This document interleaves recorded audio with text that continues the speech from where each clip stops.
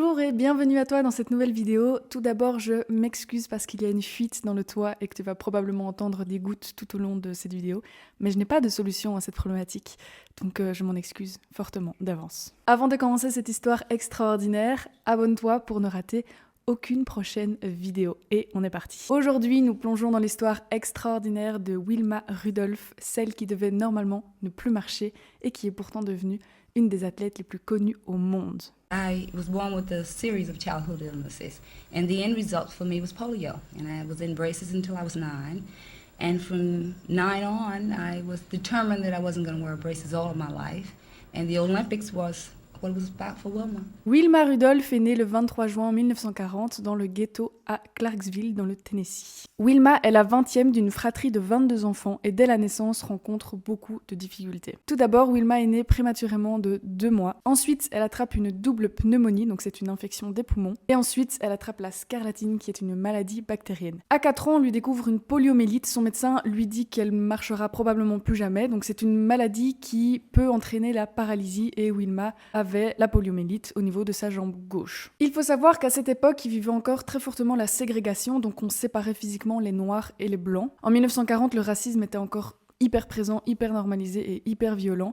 Et Wilma ne pouvait pas se faire soigner dans l'hôpital de son village parce que c'était juste tout simplement pas accepté pour les personnes noires. Wilma et sa maman étaient donc obligées de faire plus de 80 km 2 fois par semaine pour atteindre l'hôpital le plus proche qui les acceptait, donc l'hôpital de Nashville. Wilma est alors munie d'une prothèse métallique pour absolument tous ses déplacements et il fallait savoir que à ce moment-là, sa maman croyait dur comme fer qu'elle allait guérir, qu'elle allait remarcher un jour et que ses frères et sœurs étaient vraiment aux petits soins avec elle, donc à ce niveau-là, heureusement, elle avait quand même beaucoup de soutien, beaucoup d'amour. Et ses frères et sœurs l'amassaient quotidiennement plusieurs fois pour vraiment l'accompagner dans ce processus de guérison. La situation s'améliore de jour en jour, fort heureusement. À 9 ans, Wilma enlève cette fameuse prothèse métallique. À 11 ans, elle enlève ses fameuses chaussures orthopédiques.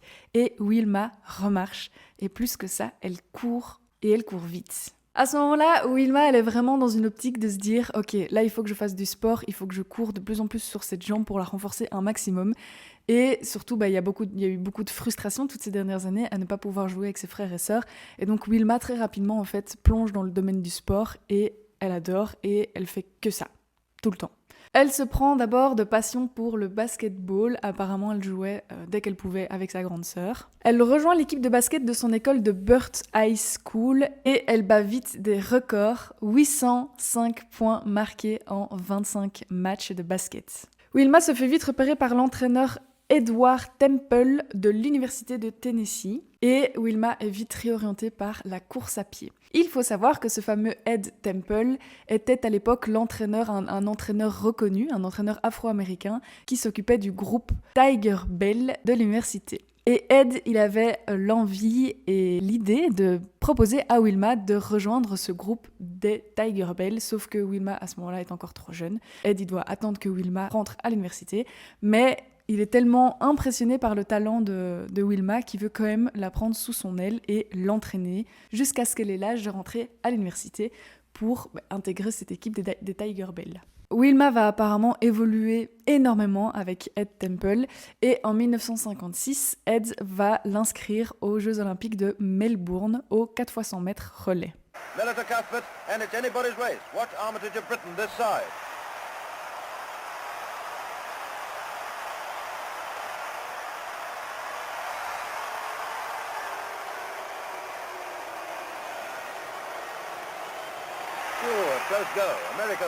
Et donc, cette année-là, Wilma a 16 ans et elle va remporter une première médaille aux Jeux Olympiques, médaille de bronze pour les 4x100 mètres relais, ce qui était déjà absolument incroyable à ce moment-là. En 1958, donc, c'est le moment, c'est l'instant où Wilma va enfin rejoindre l'équipe des Tiger Bell et ça va aussi être l'année de la naissance de son premier enfant. Ce qui est complètement fou dans cette histoire, c'est que Wilma a absolument tous les critères pour ne pas devenir pro dans ce domaine. Déjà, elle a un enfant à 18 ans et Dieu sait à quel point c'est déjà compliqué d'avoir un enfant. Alors en plus d'être pro dans un domaine sportif, quand tu viens d'avoir un enfant, c'est quand même assez extraordinaire. Et puis, il faut pas oublier que donc en 1958, elle a 18 ans. Et 7 ans auparavant, elle recommençait à peine à marcher et à courir alors que les médecins lui disaient qu'elle marcherait sans doute plus jamais. Donc on est déjà à un certain stade de... Enfin voilà, l'histoire est déjà absolument incroyable. Et en vrai, on aurait pu croire que l'histoire s'arrête là. Sauf que, bien évidemment, l'histoire ne s'arrête pas là et Wilma n'en est qu'au début de toutes ces performances absolument incroyables. En août 1960, Wilma, qu'on baptise alors la Gazelle Noire, se prépare pour les JO de Rome et pulvérise absolument, complètement tous ses adversaires. Elle termine la finale du 100 mètres avec 3 mètres d'avance sur ses concurrentes et décroche 3 records du monde, le 100 mètres, le 200 mètres et le 4 x 100 mètres relais. C'est ouf. À savoir que Wilma souffrait d'une foulure qu'elle s'était faite la veille à l'entraînement, ce qui rend cet exploit juste encore plus extraordinaire. Elle dira plus tard « J'ai senti jaillir en moi un sentiment d'accomplissement intense, 3 médailles olympiques, je savais que c'était quelque chose que personne ne pourrait jamais m'enlever. » Ce jour-là, le monde entier avait les yeux rivés sur Wilma. Il faut savoir que c'était aussi la première fois que les Jeux Olympiques étaient diffusés à la télévision dans le monde entier. Et ce jour-là, les performances de Wilma ont fait d'elle une légende. Sur le chemin du retour, les habitants de Clarksville, donc la ville natale de Wilma, voulaient faire un rassemblement pour vraiment fêter le retour et fêter vraiment Wilma et tout ce qu'elle avait accompli jusque-là. Sauf que le gouverneur Buford Ellington souhaitait interdire cette manifestation parce que y avait des gens noirs et que c'était pas autorisé à l'époque que les gens noirs se rassemblent. C'est un truc de fou quand on y pense aujourd'hui. Je me demandais l'autre jour en écrivant ce script comment on aurait réagi aujourd'hui à des choses comme ça, parce que j'ai l'impression qu'à l'époque, c'était tellement normal. Les noirs et les blancs n'étaient pas ensemble. Comment on aurait réagi? Comment ma génération aurait réagi? Je sais pas, mais moi je trouve ça juste en fait inimaginable aujourd'hui, mais à l'époque c'était complètement normal en fait. Donc Wilma évidemment, elle insiste. Pour elle, c'est hors de question que ça se passe pas comme ça. Et en fait, le fait que voilà, qu'elle ait eu beaucoup de performances, qu'elle pèse en fait un petit peu plus en plus dans le game, on va dire entre guillemets, le gouverneur cède à sa demande et il accepte qu'il y ait un rassemblement comme ça de personnes noires et de personnes blanches. Et cet événement devient l'un des premiers événements inclusifs des États-Unis, ce qui est juste ouf. Ça peut paraître être une petite anecdote aujourd'hui, sauf qu'en fait à l'époque c'était un truc de dingue et c'était les prémices de ce que Wilma allait prouver en fait dans le futur et allait prouver grâce à sa notoriété grandissante. Après ces victoires, tout change absolument dans la vie de Wilma et surtout pour la communauté noire des États-Unis. Wilma devient une célèbre figure sportive, mais au-delà de ça, elle devient vraiment une figure d'espoir pour toute cette communauté-là en fait. Elle est invitée par John Kennedy à la Maison-Blanche aux côtés de sa famille. Elle fait son apparition au Ed Sullivan Show. Donc c'était une émission incontournable à l'époque qui était suivie par 60 millions de téléspectateurs. Ce qui faisait à ce moment-là de Wilma l'une des athlètes afro-américaines les plus suivies des États-Unis. Il faut savoir, à ce moment-là, pour rappeler un petit peu, elle a juste 20 ans. Je sais pas si on se rend compte un petit peu. La meuf, elle change déjà le cours de son histoire à 20 ans, quoi. Il faut savoir, à cette époque, qu'aux États-Unis, à ce moment-là, donc l'esclavagisme, c'était de l'histoire ancienne, sauf que il faut bien se rendre compte que le racisme et la ségrégation, c'était encore hyper normalisé à ce moment-là. Il y avait encore le Ku Klux Klan qui était hyper présent, et c'était un combat permanent pour la communauté noire. C'était quand même l'époque où il y a eu beaucoup de militants, beaucoup de manifestations, que les choses ont vraiment énormément changé. Je pense qu'aujourd'hui, on peut encore dire ça, parce que moi, en plus, je suis blanche, je vis pas aux États-Unis, donc je crois que je suis complètement déconnectée de ce qui se passe vraiment et de la réalité de la communauté noire. Mais à ce moment-là, c'était encore... la ségrégation, c'était vraiment séparer les blancs des noirs. Donc il y avait encore les bus juste pour les blancs, les bus juste pour les noirs. Il y avait les écoles aussi où les blancs et les noirs étaient séparés. Et donc c'était une réalité qui était extrêmement violente pour la communauté noire. Donc à cette époque, il y avait encore beaucoup de mouvements, de manifestations, etc. etc. En 1963, donc, il y a un nouveau mouvement de manifestation pour les droits civiques. Je vais vous lire la définition pour que ce soit le plus complet possible.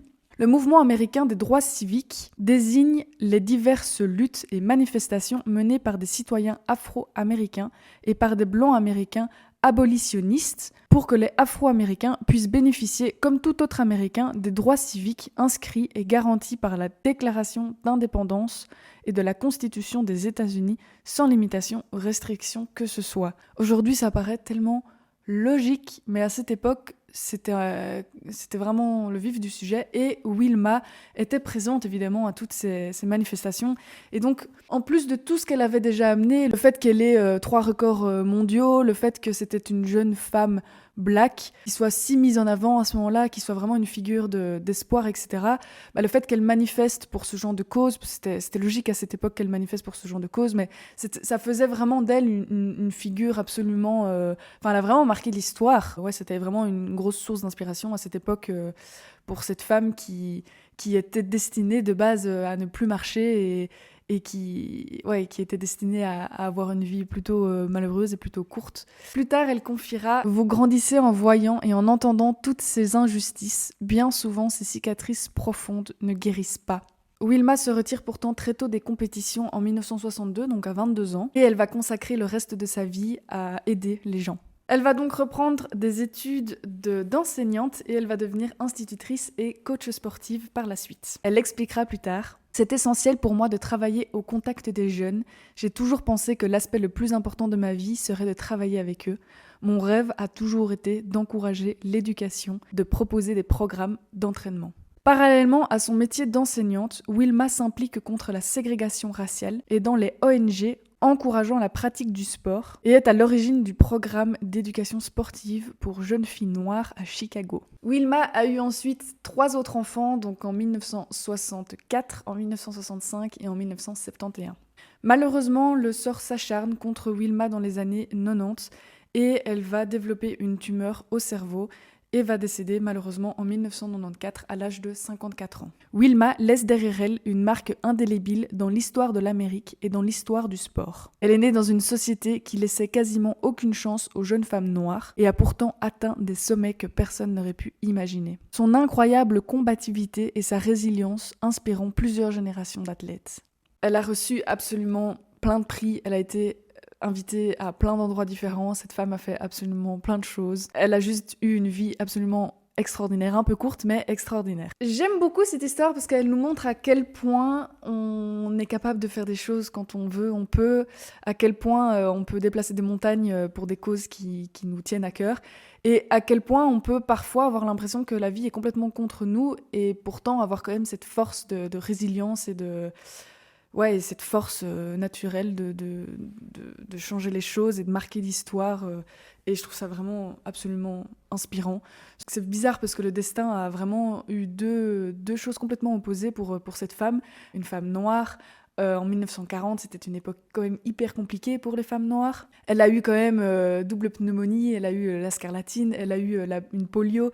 Les médecins lui ont dit « tu marcheras jamais ». Donc d'un côté, la vie lui a quand même réservé des choses quand même plutôt compliquées, des obstacles de vie qui étaient quand même difficiles. Et d'un autre côté, c'était une femme absolument talentueuse qui a marqué complètement l'histoire et qui a fait avancer les choses tellement loin. Et en fait, c'est drôle parce qu'on se dit le destin nous réserve parfois des choses un peu curieuses. Sa mission, c'était clairement changer les choses et elle a accompli sa mission et d'un autre côté, le destin lui a mis plein de choses en travers de sa route. Et donc, je trouve que cette histoire est quand même assez ouf, assez extraordinaire, très inspirante. J'espère que cette histoire vous aura plu, tout comme elle m'a plu fortement. Dites-moi ce que vous en avez pensé en commentaire. Dites-moi si vous voulez que je fasse une vidéo sur une personnalité en particulier que vous voulez découvrir un peu plus. Je vous fais de gros bisous. N'hésitez pas à vous abonner pour ne rien rater.